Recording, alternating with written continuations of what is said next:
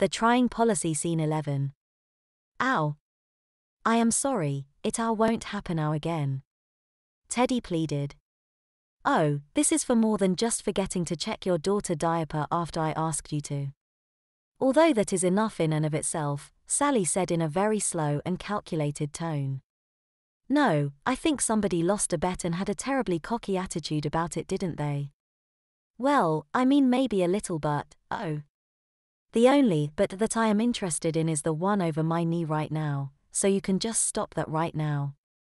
I am afraid I am going to have to remind you what happens when you get cocky. I'm sorry, honey, but it looks like I am going to have to use the hairbrush. Teddy looked up at his wife and tried his best puppy dog eyes. No, I promise it won't happen again. Teddy said in a voice that belonged more to a 3-year-old than a grown man.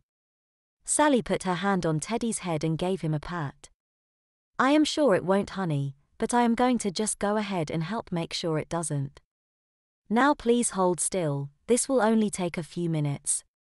15 minutes later, Sally and Teddy were in the kitchen. Sally was sitting down drinking a glass of water. Teddy was also drinking some water, but he had decided to stand instead of sit.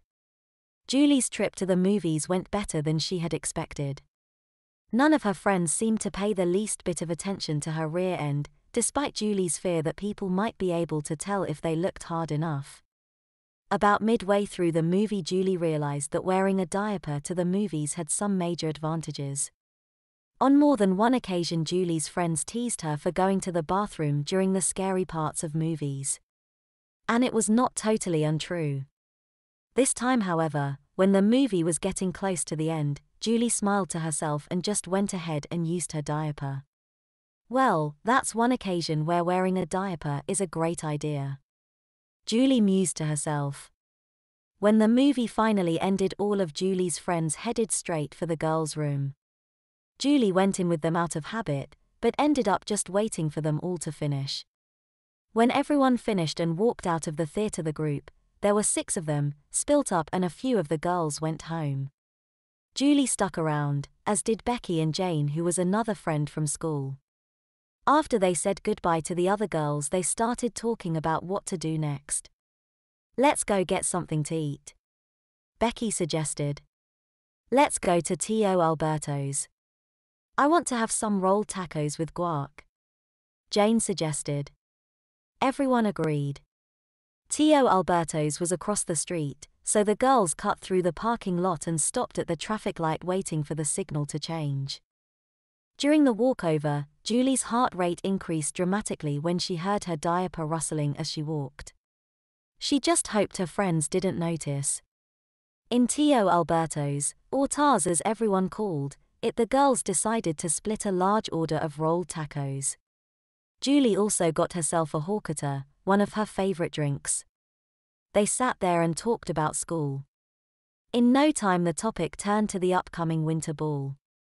Winter Ball was the first formal dance that Julie could attend since freshmen were not allowed to go to homecoming or prom at her high school, which Julie and all the other freshmen thought was a terrible rule. Oh sure, there was the so-called welcome back dance that Julie had gone to at the beginning of school, but that was informal and you were not even supposed to bring a date. And while Winter Ball was still a long ways off, the dance was at the very beginning of December and it was just now the end of September. That didn't stop the girls from talking about it all the time. On top of the fact that this was the first formal dance for freshmen to attend, this dance was traditionally a girl-ask-guy affair, so the girls had a lot to talk about.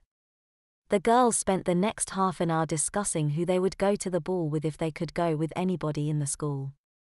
Becky had a thing for the boys' cross-country team and was debating whether Tom or Mark was the better dream date.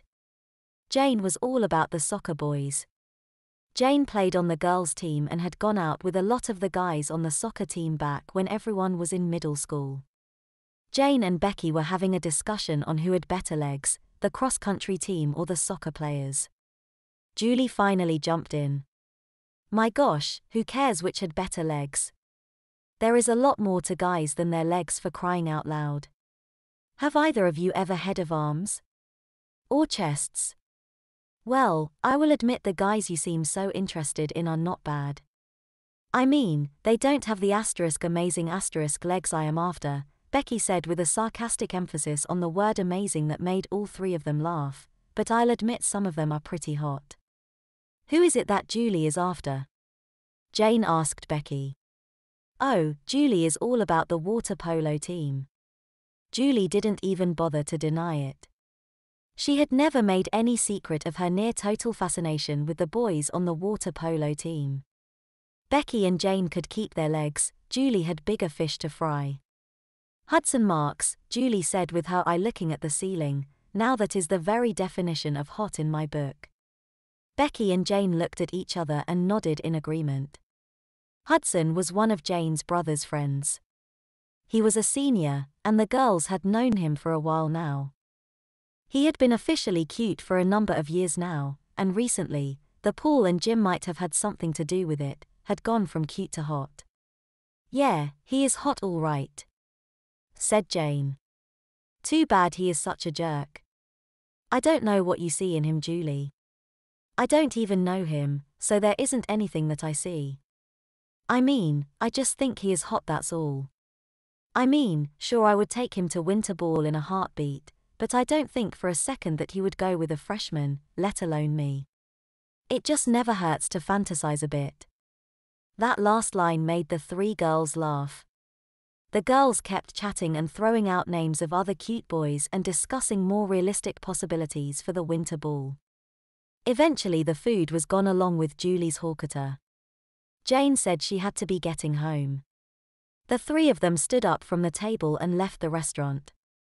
Once they were outside, Becky and Julie said goodbye to Jane, who lived in the opposite direction from the two of them.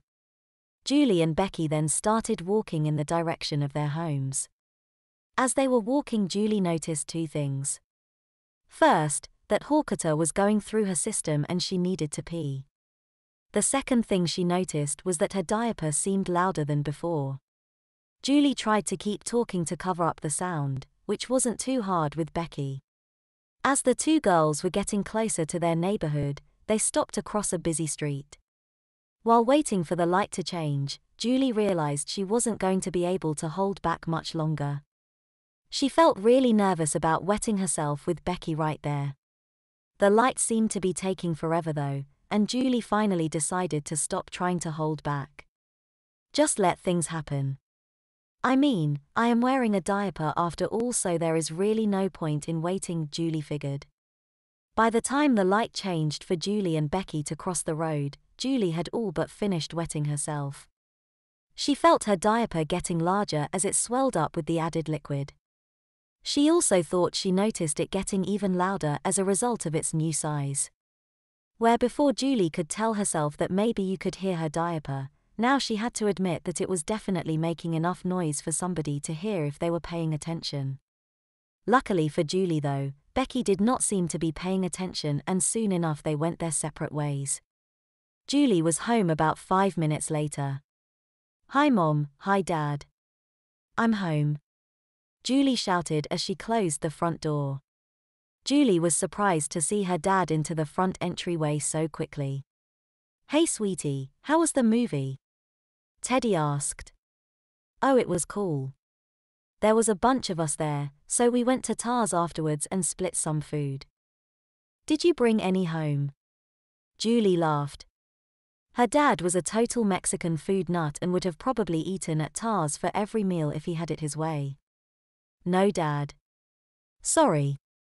Well, don't make that mistake again, Teddy added jokingly. Anyways, I am sorry about not checking your diaper earlier and you having an accident and all. I have been told that I am supposed to check you as soon as you get home. Oh. Okay. Julie just stood there and waited for her father to do something. Teddy looked a bit confused about how to approach this. Every other time he had checked Julie's diaper, she had not been wearing pants. Let's see here, Teddy said as he looked at Julie from behind. I guess I should. Do you need me to take my pants off? Julie asked. Well, can you at least pull them down so I can check your diaper? Julie slid her pants down and Teddy took a look. He didn't need much time to figure out that Julie's diaper did in fact need to be changed. Well, looks like you need a new diaper. Let's go and take care of that. Julie was soon on her back on top of the changing table. Her dad seemed a bit confused about how to change her diaper, and Julie soon realized that this was the first time he had done it. To her surprise, she could tell that he was more nervous about the whole thing than she was. Julie decided to help him out a bit. Dad, the clean diapers are underneath on the shelves. I think the wipes and stuff are down there too. Oh, yeah right, I see it now. Teddy grabbed the supplies and went to work. After cleaning Julie up, he managed to get the diaper in place and fasten the tapes.